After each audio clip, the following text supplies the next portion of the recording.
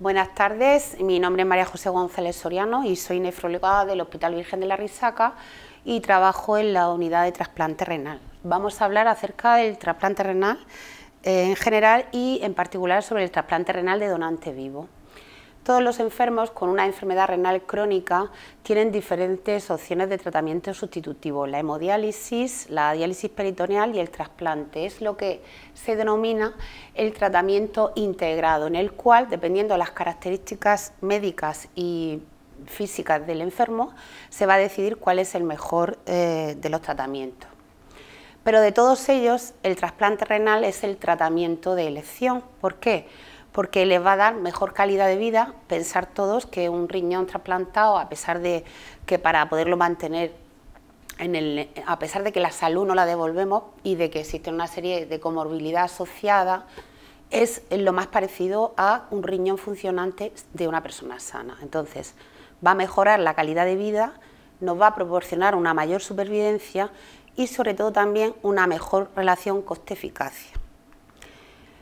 Pero no todos los enfermos pueden optar a este tratamiento. ¿Por qué? Pues porque existen contraindicaciones absolutas. Son pocas, pero cuando aparecen, este tratamiento sería contraproducente para el enfermo. Estos son la infección activa, la afectación de otros órganos aparte del riñón grave, el que el enfermo tenga un estado mental con una psicosis grave, que no sea capaz de tomar sus propias decisiones, que haya una adicción activa a drogas o a alcohol y que no exista una adherencia al tratamiento. Es decir, los enfermos que sabemos que no hacen bien el tratamiento, pues en principio se les da la opción de la hemodiálisis y la diálisis peritoneal, y el trasplante no se le oferta porque sería un peligro para ellos y por otra parte una postura egoísta, porque restaríamos un órgano a otra persona que lo podría aprovechar, con lo cual es una contraindicación absoluta. Luego existen contraindicaciones relativas, pues asociadas con la comorbilidad del enfermo renal crónico, que es pluripatológico, pero todas ellas se pueden intentar conllevar a los límites de máxima seguridad para que el tratamiento con el trasplante sea la mejor opción para estos enfermos también. Entonces, como conclusión, pues todos los enfermos con una enfermedad renal crónica en fase terminal, que son subsidiarios de tratamiento sustitutivo y que no tienen ninguna patología que su supervivencia a corto plazo sea pequeña, pueden ser estudiados como posibles receptores de un trasplante renal. El trasplante renal puede ser de dos tipos de donantes, de donante renal cadavérico o de donante renal de trasplante vivo. El donante renal cadavérico lo podemos obtener a través de enfermos, como ya sabéis, en muerte encefálica o en muerte cardíaca. Es el que en España ha sabido, ya sabéis que a través de la Organización Nacional de Trasplante ha sido un sistema que ha sido puntero y es puntero en el resto del mundo, y en decremento el trasplante renal de vivo ha sido una opción de tratamiento que se dejó un poco apartada, a pesar de que es el inicio del trasplante. Los primeros trasplantes se realizaron a través de hermanos que genéticamente eran iguales, y antes de la era de la inmunosupresión. Con la inmunosupresión, pues los nefrólogos empezamos a temer un poco por el futuro del donante, y en España en particular, porque en otros países europeos el trasplante renal de vivo es el de primera elección, se desarrolló este programa de trasplante renal de donante cadavérico, que ha sido durante muchos años, pues como si dijéramos, la base, la gasolina del sistema. El trasplante renal de donante vivo llevamos aproximadamente como unos 10 años más o menos, en el cual se ha vuelto a potenciar, porque ha llegado un momento en el que el número de donantes, a pesar de que con los nuevos donantes cadavéricos se ha potenciado mayor número de trasplantes, pero un mayor número de trasplantes a una edad superior. Es decir, que gracias a la sanidad, gracias a los medios cívicos, han disminuido el número de personas jóvenes que fallecen y que pueden dar órganos, y en cambio aumentan las personas mayores que tienen una comorbilidad acompañante, pero a pesar de ello tienen órganos que son susceptibles de ser aprovechados para personas mayores. Con lo cual el trasplante renal de vivo está potenciado para un perfil de edades jóvenes que no podían beneficiarse del trasplante renal cadavérico.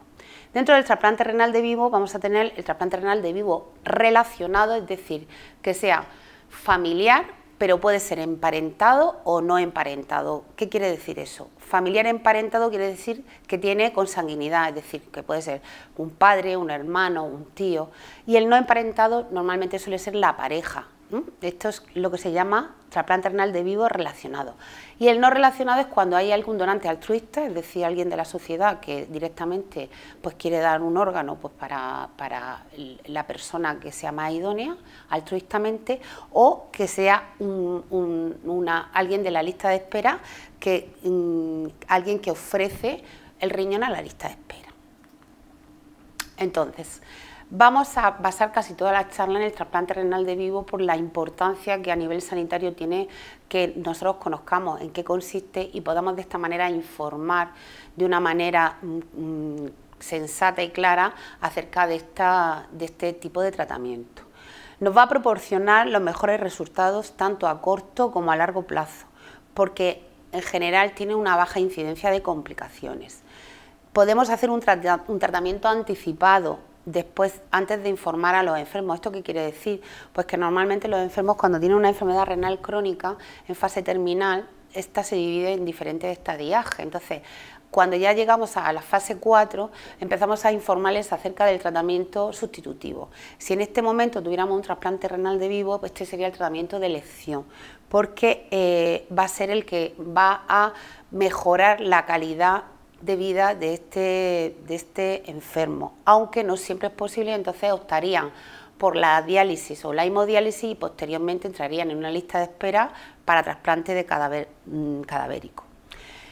Sobre todo, una cosa muy importante que veremos a lo largo de todas las charlas es que tenemos que proteger al donante, ¿vale? El donante no vamos a convertir a un donante en enfermo, sino queremos a una persona sana, con mucha salud, que vaya a dar un riñón y que tenga la menos comorbilidad posible asociada. Y nuestro objetivo es proteger al donante, ya que el estudio que hay que hacerle al receptor es el mismo en el caso de que sea un trasplante renal de cadáver o un trasplante renal de donante vivo. Y como último punto por el cual abogamos hacia el trasplante renal de donante vivo es porque aumenta el número de trasplantes en adultos jóvenes, porque ha cambiado el perfil del donante, que era lo que me estaba antes un poco hablando de esta situación en el cual los donantes cada vez son mayores y entonces hay un perfil de gente, adultos jóvenes, que es más difícil de poder trasplantar. Pero todo esto tiene una base legal, que es la base legal de la donación de vivo, que está regulada por la Ley de Trasplante, que empezó en el 79 y que posteriormente se desarrolla mediante un Real Decreto en el 99, en el cual se permite la donación de un órgano en vida si esto es compatible con la vida o parte de él es compensada por el organismo. El destino del trasplante es a una persona determinada y hay que demostrar que no hay ninguna repercusión económica, psicológica ni social. De esta manera se puede permitir pues, tanto la donación de personas emparentadas o no. Los aspectos éticos de la donación son muy importantes y fundamentalmente lo que nos garantiza es la seguridad del donante, que vuelvo a reiterar es nuestro objetivo fundamental, porque todos podemos entender que a pesar de que la morbilidad que le causamos al donante es baja, pero le hacemos una nefrectomía, es decir, le quitamos un riñón. Entonces tenemos que detectar previamente a esta cirugía que no exista ningún indicio de cualquier tipo de enfermedad o de cualquier tipo de problema que pudiéramos reagudizar al quitar el riñón. Para ello hay que hacer un estudio exhaustivo. Normalmente se han hecho estudios en que las personas, los donantes de trasplante renal de vivo, suelen tener una supervivencia a largo plazo muy prolongada porque son personas muy sanas. Entonces, primero vamos a informar al posible donante del procedimiento, de las ventajas, de los inconvenientes, incluso hacemos una valoración individual para que nunca se sienta coaccionado por el propio familiar y una vez que ha entendido el procedimiento nos va a firmar un consentimiento informado. Aquí debemos de detectar a través de los diferentes filtros que veremos posteriormente que no haya lucro ni motivación y va a haber después de nosotros un comité de ética asistencial, incluso un juez que va a certificar que este que esta donación va a ser transparente. Entonces vamos a pensar que ya tenemos una pareja, entonces vamos a ver qué tipo de estudio le hacemos a esta pareja donante-receptor.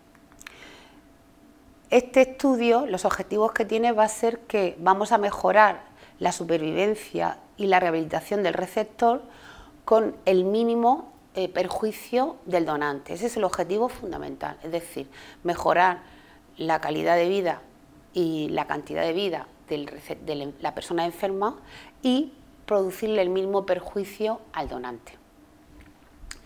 Tenemos que, vuelvo a insistir, proteger al donante y tenemos que hacer que sea una donación libre, consciente y desinteresada, sin presión externa ni recompensa económica. Esto es muy importante. Como todos sabéis, existen países en el que el trasplante renal pues, económicamente está aceptado. En el norte de Europa se potenció mucho el trasplante renal de vivo pues porque no funcionaba tanto el sistema de trasplante renal de cadáver y existen determinados acuerdos pues, para ir a otros países donde sí que está permitido pues, otro tipo de leyes acerca de la donación de órganos de personas vivas. Pero aquí en España es un príncipe que esta donación sea libre, consciente y desinteresada.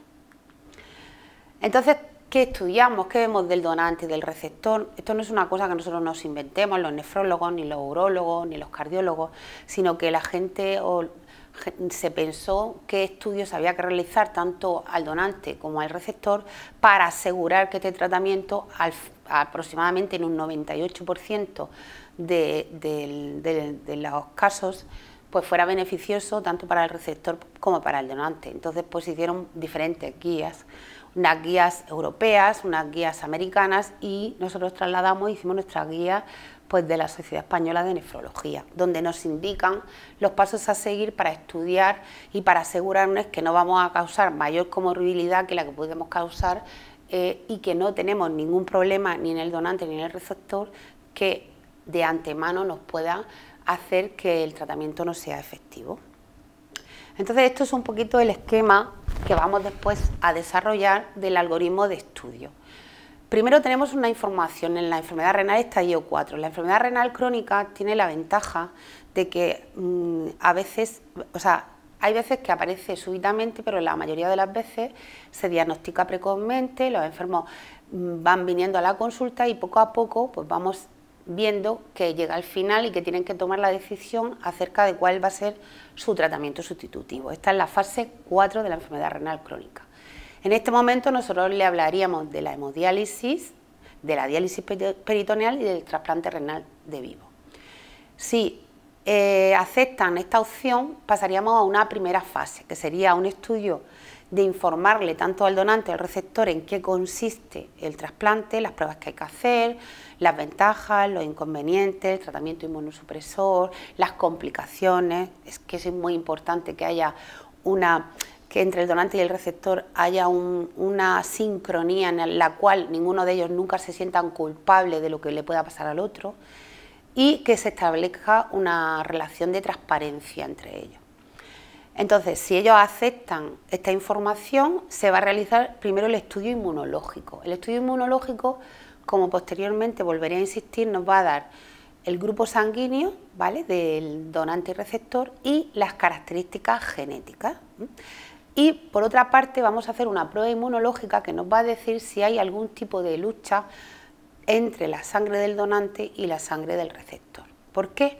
Porque a esto se le denominan pruebas cruzadas, porque si esas pruebas cruzadas son positivas o existe una incompatibilidad de grupo, se podría hablar de un trasplante renal de donante vivo, pero cruzado. ¿Por qué? Pues porque el donante no le podría ofertar su riñón al receptor porque tendría un problema inmunológico, es decir, en el momento que ese órgano pasara a ese receptor habría un rechazo hiperagudo. Para esto, la Organización Nacional de Trasplantes también se ha organizado lo que llamamos el trasplante renal de vivo cruzado, en el cual pues, diferentes parejas con unas características similares en distintos hospitales que tienen este problema se van a intercambiar los órganos.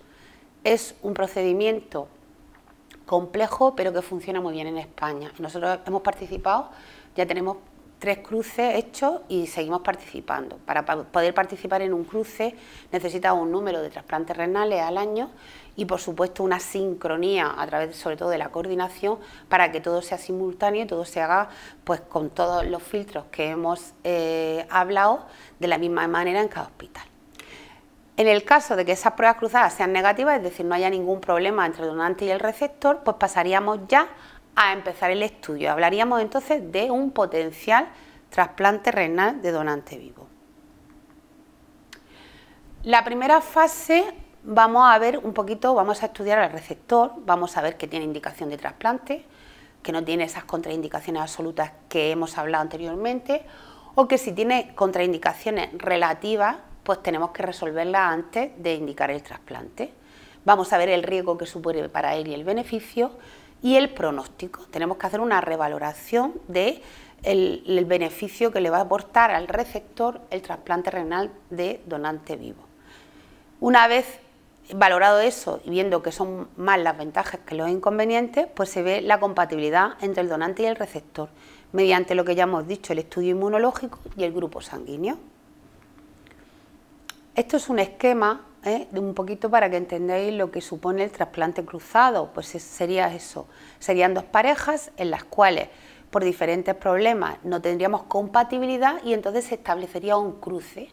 Es decir, los donantes saben que su riñón no va a ir a la persona, pero van a ir a otra persona que va a tener unas características concordes con su riñón y a la persona que ellos le van a donar van a recibir un órgano con las características, es decir, se hace un intercambio. Esto hay que comunicarlo a la pareja donante-receptor porque no siempre se está de acuerdo con eso, Y entonces, otra cosa que no he dicho y que hay que insistir desde el primer momento es que el trasplante renal es voluntario, es decir, a diferencia del trasplante cardíaco, el trasplante hepático, en el cual la situación terminal del órgano hace obligatorio el trasplante cuando está indicado, porque si no, la persona no puede vivir en unas condiciones de calidad de vida. En el trasplante renal no, en el trasplante renal queremos mejorar, porque las otras técnicas de diálisis, tanto la hemodiálisis como la diálisis peritoneal, permiten una muy buena calidad de vida a estos enfermos. Esto también es muy importante que lo entendamos. ¿Por qué? Porque hay enfermos que para ellos es una contraindicación, pero no por ello quiere decir que es una cadena perpetua, porque el trasplante renal también lleva su comorbilidad y su complejidad y aunque mejora y pensamos que es el mejor, pero es voluntariamente el enfermo el que decide si quiere o no trasplantarse. Bueno, aquí en la segunda fase ya hemos visto que inmunológicamente pues no hay problema. En el caso que hubiera problema, pues no pasaría nada, porque nosotros estudiaríamos a la pareja donante-receptor en nuestro hospital de la misma manera que si fuera una pareja compatible, independientemente de que luego se establezca el cruce. Entonces, lo primero que tenemos es que detenernos en el donante. ¿Cómo? Pues tenemos que hacerle una historia clínica detallada, una exploración física exhaustiva para ver que no hay ningún dato que nos llame la atención, tomar la tensión. La tensión no es una contraindicación para el trasplante, pero sí es necesario que sea una hipertensión leve.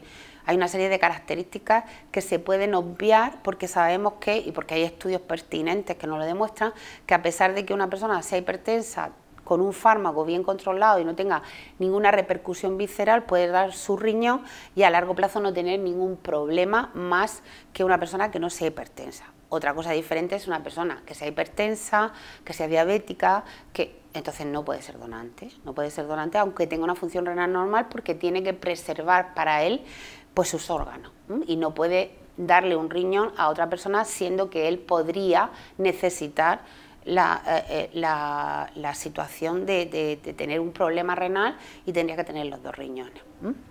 Se va a hacer también una analítica completa de sangre y de orina para ver que no haya ningún problema infeccioso ni tumoral, para ver que no exista tampoco ningún problema en el riñón.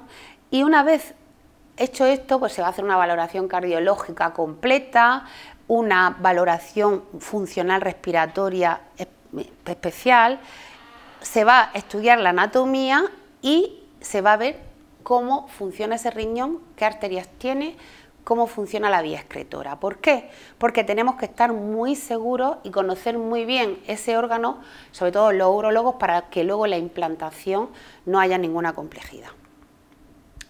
Bueno, esto es una imagen real, esto es una prueba, que es una angiotá, en la cual pues nosotros podemos ver perfectamente pues, los dos riñones de un posible donante, con sus arterias, con sus uréteres. Aquí veis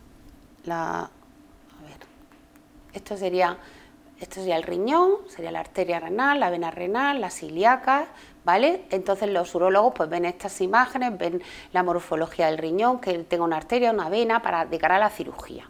Nosotros, por otro lado, tenemos que hacer una serie de pruebas específicas, descartar, como ya he dicho, una diabetes, alguna enfermedad cardiopulmonar importante y una enfermedad neoplásica o infecciosa que esté oculta. Esta es otra imagen que también nos vale con la misma prueba para ver cuál es la funcionalidad del riñón. Esto es antes se hacía en urografía intravenosa, ahora en la misma prueba se puede ver tanto la arteria como la vena como la fase urográfica con la reconstrucción, con lo cual pues tenemos una idea de la anatomía renal. Entonces, una vez ya hecho el estudio, viendo que realmente no hay ningún problema en el donante y que el receptor pues también está en buenas condiciones, pues ya pasamos a la fase de trasplante renal anticipado. ¿Eso qué quiere decir? Pues que como nosotros vamos a esperar a que el aclaramiento del riñón, que es lo que nos marca el funcionamiento del riñón, esté por debajo de unos límites, y vamos a organizar la fecha y el lugar de trasplante. En este caso, pues no vamos a tener que hacer ningún acceso vascular para la hemodiálisis, no vamos a iniciar ningún otro tratamiento sustitutivo, porque el tratamiento de entrada de esta enfermedad renal crónica va a ser el trasplante renal de donante vivo. Va a tener muchas más ventajas psicológicas para el receptor y para el donante. Y cuanto antes se haga, antes dentro de unos límites que nosotros consideramos que están indicados, pues mejor. Pero para esto, bueno, esto es una imagen para que os hagáis idea de dónde se pone el riñón nuevo trasplantado. El riñón nuevo se pone en un hueco que queda en la fosa ilíaca derecha. ¿Veis? Este es el riñón del donante cadavérico que se extrae con su arteria y con su vena y con su uréter, ¿vale? Esto es la extracción en bloque.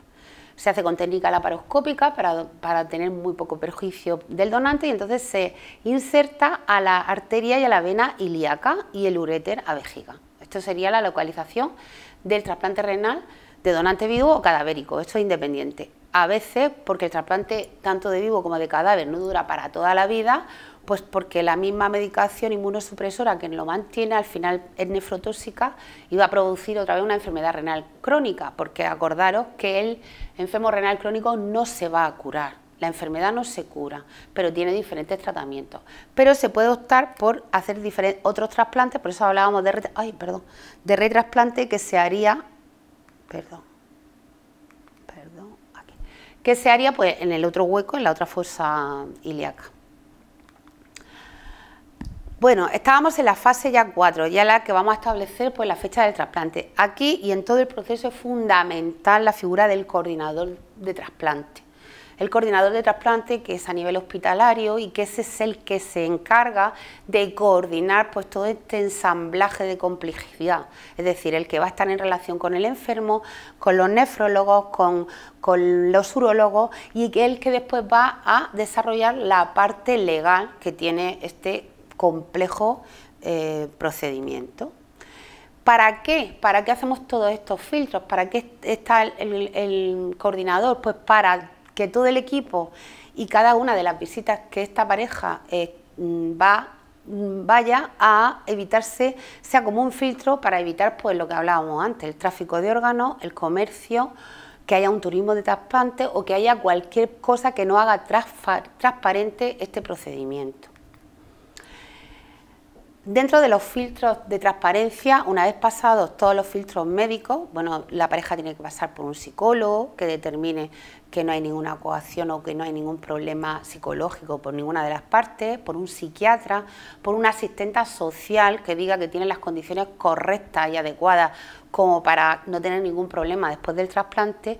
Se va a elaborar un certificado médico oficial que lo van a ver dos médicos independientes de nuestro mismo hospital, que en este caso es pues la doctora Bermejo y el doctor Montoya, que son los encargados de, sin conocer ni al donante ni al receptor y con los datos que el nefrólogo ha escrito en un informe clínico, determinar que no hay ninguna contraindicación médica y que el objetivo del trasplante renal está en el 98,8%, lo digo porque el 100% no existe medicina, totalmente verificado.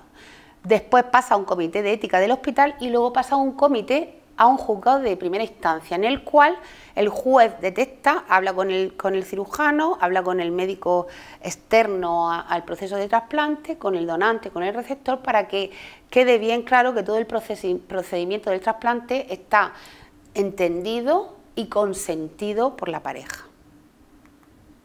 Bueno, y una vez ya, un poco de manera rápida, porque esto es muy complejo, pero yo creo que es importante que conozcáis, que uno habla de trasplante renal donante vivo, pues eso conlleva muchos estudios, muchos trabajos, mucha colaboración, muchas horas de humanidad. Vuelvo a insistir que el coordinador aquí es un papel fundamental, porque es el que intenta coordinar todo para que esta pareja pues sufra lo menos posible los avatares de un trabajo, porque claro, los donantes se estaba incluso pensando pues que le dieran bajas laborales para poderse hacer el estudio.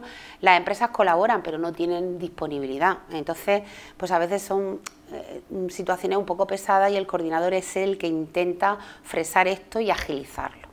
Entonces vamos a hablar de nuestro programa. Nosotros empezamos en el 2009, hemos hecho 162 estudios, de los cuales, fijaros, 20 no pasaron ninguno de los filtros y 45 pues están en estudio, pero han aparecido contraindicaciones relativas que hacen que no se pueda hacer el trasplante efectivo. Eso no quiere decir que no se realice. De los 97 estudios, 65 se han hecho ya, o sea, tenemos 65 para trasplante, 4 se han ido para cruce y 8 están en contraindicación temporal. ¿Por qué? Pues porque ahora mismo médicamente no es posible, pues probablemente por un problema de receptor o del donante, pero algo que sabemos que en un espacio corto de tiempo se va a poder resolver. Y tenemos 20 trasplantes renales pendientes.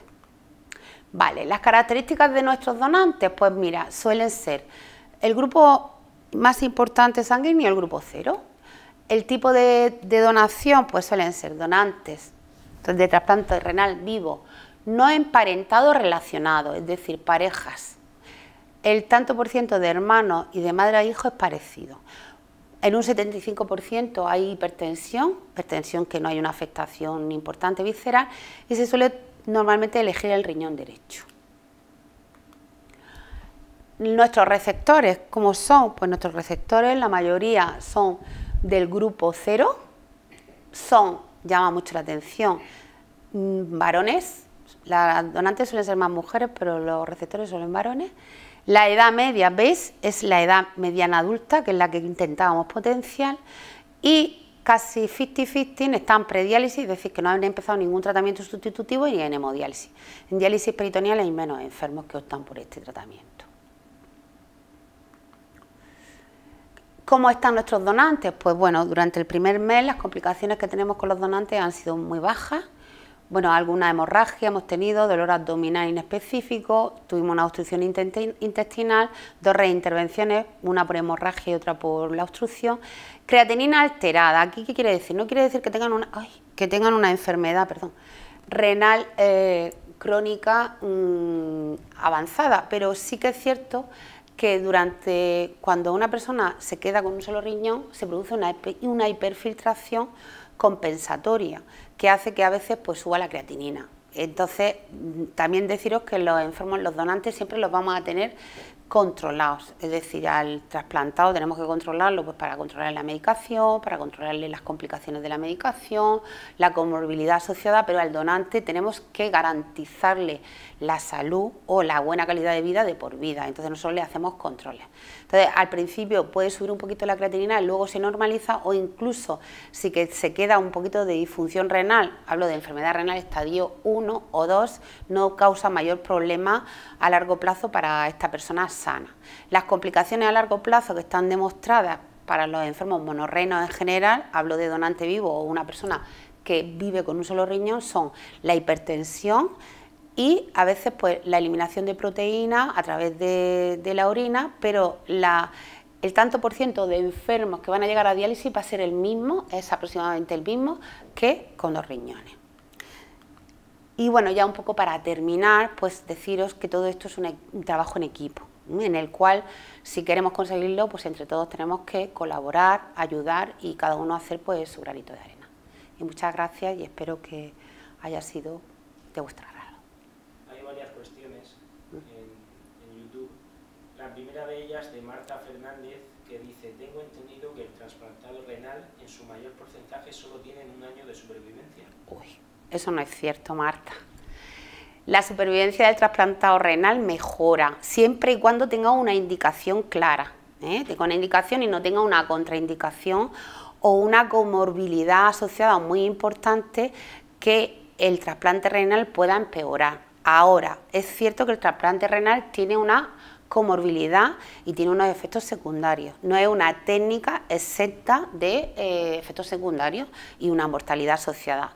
En el primer año, nosotros cuando informamos a los enfermos y les informamos de las ventajas, los inconvenientes, de la mortalidad, siempre les hablamos que la posibilidad de que tenga un evento mortal, no en el primer año, sino en lo que es el trasplante inmediato, es mucho más baja que la posibilidad de tener un accidente de tráfico. El riesgo cardiovascular en los enfermos trasplantados está aumentado. ¿Qué quiere decir con ello? Pues que estos enfermos pueden tener eventos cardiovasculares como infartos, como ictus, como secundarios a el tratamiento inmunosupresión y secundario a la enfermedad renal crónica en mayor proporción que un enfermo con una enfermedad renal crónica que no opte por el trasplante. Pero la mortalidad al año, si fuera así, nadie optaría a un trasplante renal. La siguiente cuestión de Esther Romero, que dice: en el trasplante cruzado se mantiene la confidencialidad de los donantes receptores como en la lista de espera habitual. Siempre, siempre. En los informes de alta solamente se pone la edad del donante, el sexo y bueno, las características, pero siempre se mantiene la confidencialidad. Es un ítem de mantener confidencialidad. Hay otra cuestión exactamente en la misma línea, diciendo: en los trasplantes cruzados se llega a saber la identidad del receptor y o del donante. No, nunca. Vale. Hay también otra pregunta de Paloma Sánchez, que dice: el concepto de calidad de vida que ha comentado, cuando compara entre trasplantados y sometidos a diálisis, ¿se mide en función de algún tipo de escala o parámetro específico o queda a criterio de los profesionales que atienden a este paciente? Pues mira, para nosotros mejorar la calidad de vida es que una persona pueda optar a un trabajo, un puesto laboral, pueda tener calidad de vida. Es muy relativa, pero está relacionada con la edad y con la comorbilidad asociada. Por ejemplo, una persona de 70, no existe una contraindicación para el trasplante renal por la edad, pero una persona de 75 años que tiene un buen acceso vascular, que va a su diálisis, que sí que son a lo mejor 3 veces por semana o está en su diálisis peritoneal y que no tiene ningún otro tipo de necesidad para tener una buena calidad de vida, porque él sale bien del tratamiento, porque tiene su familia alrededor, sinceramente el trasplante le puede causar mayor comorbilidad y peor calidad de vida. ¿Por qué? Porque lo vamos a someter a una cirugía, a las complicaciones de una inmunosupresión. Entonces, sí que existen parámetros medibles y es la actividad laboral. Una persona de 30 años que se trasplanta, pues es una persona activa. De hecho, muchos problemas que están teniendo los trasplantados es que hasta hace muy poco era como ya estaban trasplantados, estaban en tratamiento sustitutivo y eran pensionistas. Que eso tampoco es una cosa que esté bien hecha. Al trasplantarse se consideran personas activas y ya no son pensionistas, con lo cual a veces para ellos es un problema, porque a lo mejor, como no sabemos, hombre, en el trasplante de vivo sí, porque sabes cuándo se va a hacer, pero en el trasplante de cadáver hay gente que lleva mucho tiempo en lista de espera, se trasplanta y entonces le quitan la pensión, y entonces, ¿sabes?, que es paradójico. Pero lo de la calidad de vida se mide por factores de comorbilidad asociada y de calidad. Yo siempre le pregunto: ¿tu vida cómo cambiaría con el trasplante? Cuando es una persona diferente o que tú consideras que no la va a beneficiar, y ellos mismos simplemente se dan cuenta. Entonces hay abuelicos que llegan y dicen: pues si es que yo estoy tan bien, porque yo no tengo necesidad, y eligen. Y hay gente joven que dice: pues yo estoy muy bien en diálisis peritoneal, no me quiero trasplantar, pues ya está. No es un tratamiento vital, que eso es muy importante. La última cuestión de Isabel Sánchez. Si el riñón trasplantado no es para toda la vida, ¿cuántas veces se puede trasplantar un riñón? Vale. El riñón trasplantado, el tiempo de vida media está entre 8 y 10 años en el cadáver y entre 14 y 16 en el trasplante de vivo. Luego están los que duran para siempre y los que no funcionan al principio, que es un porcentaje muy bajo. Una vez que disfuncionan, vamos a volver otra vez a la enfermedad renal crónica y el enfermo puede entrar en programa de hemodiálisis y trasplantarse en el mismo lado, la fosa ilíaca izquierda.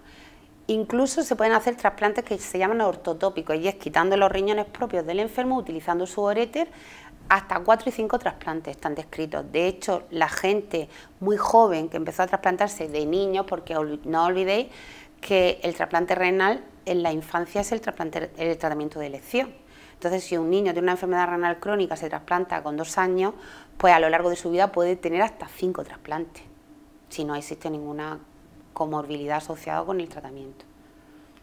Hay otra cuestión aparte, o sea que era la antepenúltima, esta que acabamos de ver. Sandra Hernández pregunta, ¿entonces el paciente que se encuentre en diálisis peritoneal no optaría a este tratamiento? No, puede optar cualquiera. Lo que pasa es que la diálisis peritoneal da tan buena calidad de vida y tanta independencia que hay mucha gente que no quiere. O sea, es más, la hemodiálisis, pensar que la diálisis peritoneal se la hace el enfermo en su casa, es muy hemodinámica. La hemodiálisis, pues el enfermo tiene que ir a un hospital o a un centro concertado 3 veces por semana, es más limitante. Entonces hay gente que prefiere, porque está muy bien y no tiene necesidad o no quiere trasplantarse.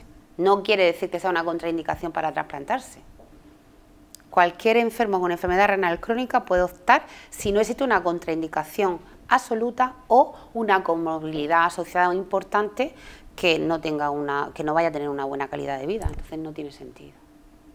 Ya la última cuestión de Raquel Onteniente. ¿Existe algún factor predisponente para que sean las mujeres las mayores donantes respecto al varón? ¿Puede ser el exceso de grasas y alcohol en hombres? No, a ver, yo creo que es el efecto madre de las mujeres. O sea, no es un factor físico, es un factor emocional. Yo creo que las mujeres son, bueno, no quiero hacer un comentario que salga, pero efectivamente pues tienen como, son donantes más altruistas, piensan menos. El hombre se ofrece, pero el tanto por ciento es más bajo, pero no porque tenga mayor obesidad, mayor comorbilidad, sino porque pensar que yo creo que lo más bonito que te encuentras en una consulta es cuando llega una pareja y alguien se ofrece a dar un riñón. Eso es una cosa espectacular, y la relación que se establece. Entonces, pues probablemente el espíritu de una mujer, de la maternidad, de la protección, siempre es la que primero hace. Pero también hay hombres que le dan riñones a sus mujeres, que no es, o a sus hijos. Pero aquí en esta comunidad pues tenemos, pero no es por una causa física o... Muy bien, nada más. Pues ya Muchas está. gracias. A vosotros.